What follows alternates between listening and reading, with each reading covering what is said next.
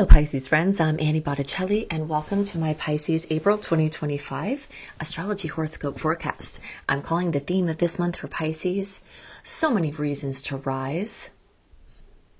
Your new missions come alive, and I'll get into all of the beautiful details. This is for you if Pisces is your sun sign, your moon sign, your rising sign, or any other Pisces placement that you're listening for. What I'm going to talk about here is part of your astrological picture, and very late degree Pisces friends, so birthdays like March 15th through the rest of the sign or 23 degree placements through the rest of the sign. I suggest you additionally listen to my Aries report, as you very late degree friends will benefit from both readings. All right, so let's look at what is rising up for Pisces. We are in the rubble of the eclipses that happened in March very recently for that second eclipse.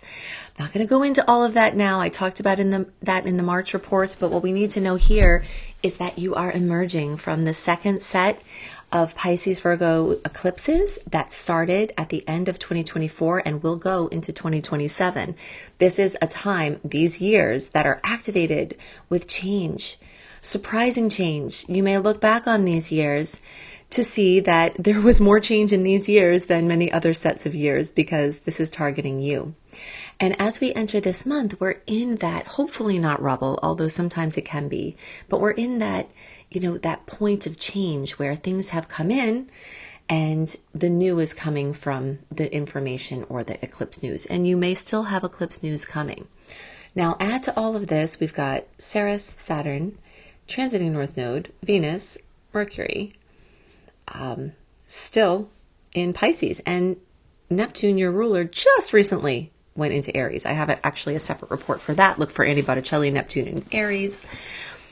But all of this water energy is getting a massive amount of fiery support because it's moving through your first house of Aries. And on the topic of Aries, Mars, which went direct at the end of February, finally, very spunky by now, still getting out of its retrograde funk. That will take until May to be complete, but we're moving along. There are many things that have come back to life, February, March, now in April, that you will be feeling like you're coming out of a deep slumber. So I'm calling the theme of this month Reasons to Rise, and your new missions come alive because of the movement of the placements that are happening. So let's go into all of this.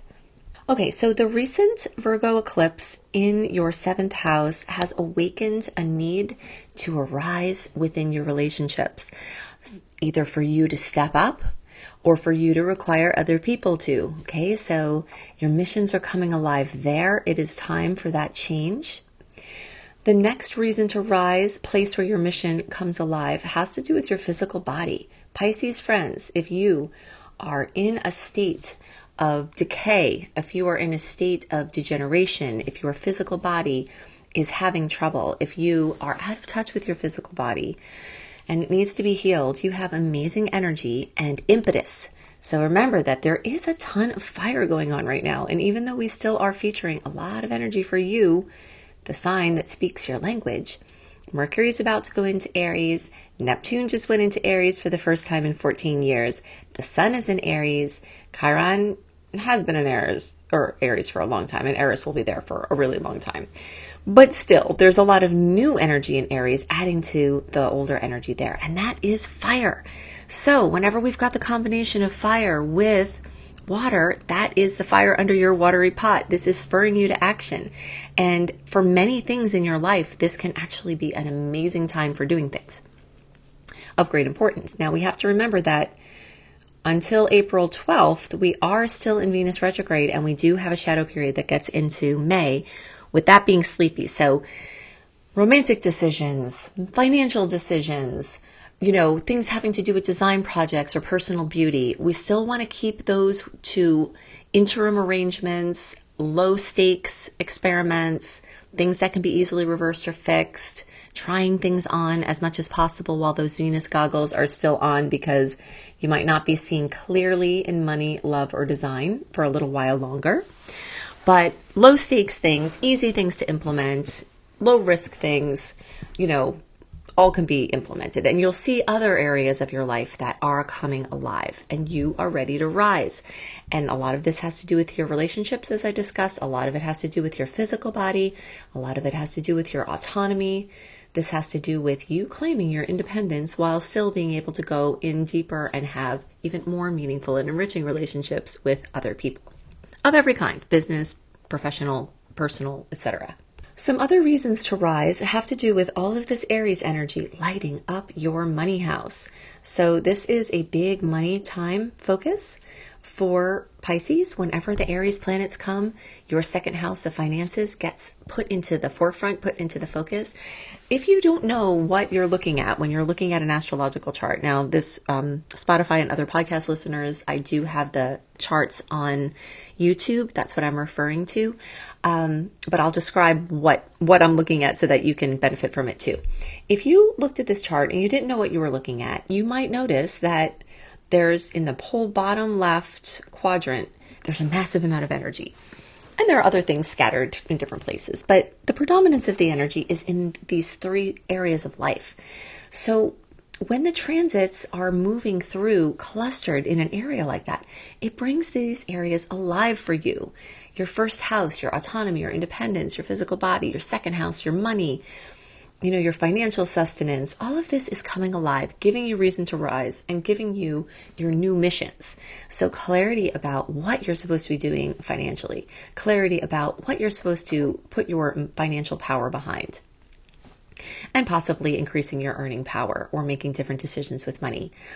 Something else ready to rise and come alive here has to do with your communication and your mobility.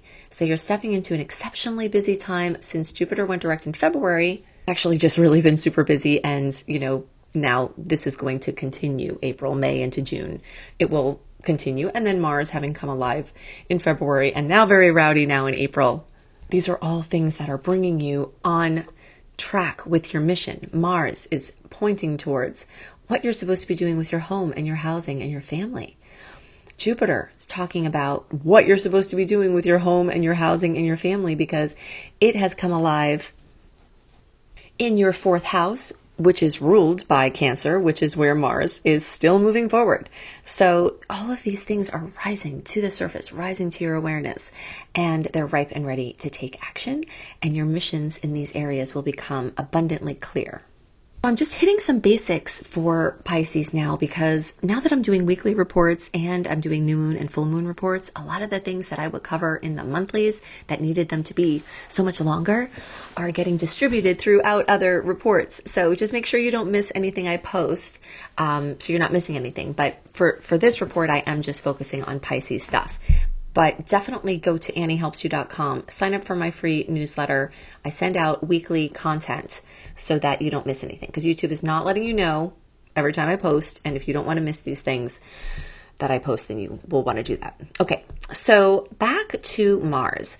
Mars, for a little while longer, is still bringing to life this action in your home and family, this spur to movement, this emotionally based action, because we are still talking about a massive amount of water. This is an emotional time. This is a time where your language is being spoken by the watery planets. And Mars is getting ready to get to your sixth house. So you are starting to, first of all, really get ready to take care of your physical body. We talked about that with the first house, but when Mars gets to the sixth house, that's your health house. Okay? So that's another place you're ready to rise, and your missions for your life are going to become clear. How to reduce stress, how to live your best life, how to find the support, with just your vibrance. All of that is happening. Now, before it gets there, we still have a little time of Mars lighting up this fifth house of Leo. Okay, so you're going to get double work in the Leo sector, because Mars is moving through your fifth house of Leo, and then once it moves out of Cancer, it will move into the sign of Leo. So there will be an extended period of time where you're getting froggy in the areas of Leo, basically, because Mars, I always call it the border collie of the zodiac. And wherever Mars moves, obsession follows. So you may be obsessed with things involving children or creativity. Maybe you're preparing to have a baby, or you just have, or you're tending to things for your kids. Maybe you want to work with children. Maybe your creative babies are ready to come alive. Perhaps you have a hobby or a hidden talent that's ready to come out. And maybe you are ready to do something that's on your bucket list, because this is the house of pleasure. So Mars is going to bring you very focused on the enjoyment in life. And it's really personal to you. This whole bottom, I said that the left quadrant is lit up, and it certainly is, but the main things we're talking about here are in the whole bottom half of the chart. And this really has to do with very, very personal things to you in your day to day, and the things that are you're most surrounded by, and things that are, first in line for being important to you. So it's a very personal time where you're really picking up some pieces of things that had been possibly scattered, possibly unclear from the retrogrades. Of course, one of the very biggest reasons to rise is going to be from Venus going into retrograde. So Venus is retrograde in it was in Aries, and now it's back in Pisces. So there is this level of reconsidering things, trying things on, experimenting, going back to things from the past, and shoring them up, and then as we're starting to have all of these switches get flipped away from retrograde into direct, it's moving you, it's pushing you for the tides to be open, and it's coming. May is going to push us into a time where finally we have open tides. Open tides are what I call when the planets are moving direct, and this is a time to launch things out to sea. Because all of the retrograde energy from September through now have really had us keep everything closer to us because the tides were going in. And if you try to push something out when the tides are going in, it pushes it back to shore. But things are about to change, and you will be feeling that this month. Venus will start to wake up in the middle of the month, around April 12th, and you will see those things start to become more clear as well. All right, so the last thing I just want to reiterate here is that with that multiple year Pisces Virgo eclipse cycle that started at the end of 2024 and goes into 2027, that is corresponding with the transiting node, North Node, being in Pisces. Your area of highest expression in this lifetime is really centered around everything Piscean, the quiet, sacred space, the connectivity of all things. You will find keys to your perfect happiness in this realm. Setting up things to manage your mind through meditation or other things like that. And the key, this North Node key, is moving through your first house, your physical self. So you have the answers to solve the problems for your highest expression in this lifetime. And over these years, especially as we're in eclipse time, as we are still very much in eclipse season, a lot of those keys will be revealed to you. If you love astrology and you love how I teach and you want to learn and you want $1,500 worth of free courses when you register for just one course, my Astrology Master Certification course, then go to beastropro.com, beastropro.com, and see all of these yummy things that I'm offering. I don't think I've ever offered so much for free before. All the free things you get are actually cost more than the course itself.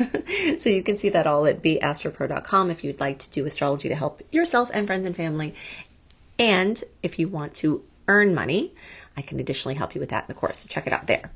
Also, if you value my work, make sure you sign up for my email newsletter at anniehelpsyou.com. I send out weekly newsletters with very rich with content that I have created, and my most current podcasts and videos, so that you don't miss anything. YouTube is not letting you know when I'm posting. So if you don't want to miss anything, plus you want to get my Eclipse resource page, retrograde resource page, Zodiac health tips, 28-day virtual coaching program, my monthly written star report with the sweet and salty dates, and more, go to anniehelpsyou.com, put your email and name there, and get the welcome letter with the goodies. I hope you have a wonderful month, and I'll see you next month. Make sure you look out for my weekly reports and my new moon and full moon. Take care.